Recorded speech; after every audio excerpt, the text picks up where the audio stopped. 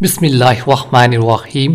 حضور اقدس صلی اللہ علیہ وآلہ وسلم کا ارشاد ہے کہ بہت سے روزہ رکھنے والے ایسے ہیں کہ ان کو روزے کی ثمرات میں بخبر بھوکا رہنے کے کچھ بھی حاصل نہیں، اور بہت سے شب بیدار ایسے ہیں کہ ان کو رات کے جاگنے کی مشقت کے سوا اور کچھ نہ ملا۔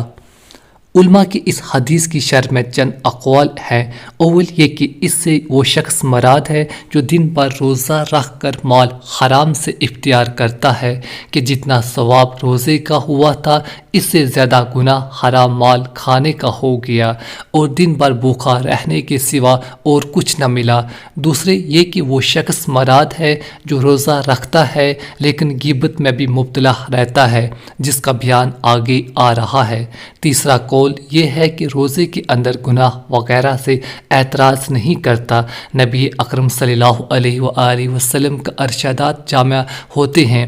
یہ سب صورتیں اس میں داخل ہیں، اور ان کے علاوہ بھی اسی طرح جاگنے کا حال ہے کہ رات پر شب بیداری کی مگر تفریح تھوڑی سی غیبت یا کوئی اور حماقت بھی کر لی تو وہ سارا جاگنا بیکار ہو گیا۔ مثلاً صبح کی نماز ہی قضا کر دی یا محض ریا اور شہرت کے لیے جاگا تو وہ بیکار ہے۔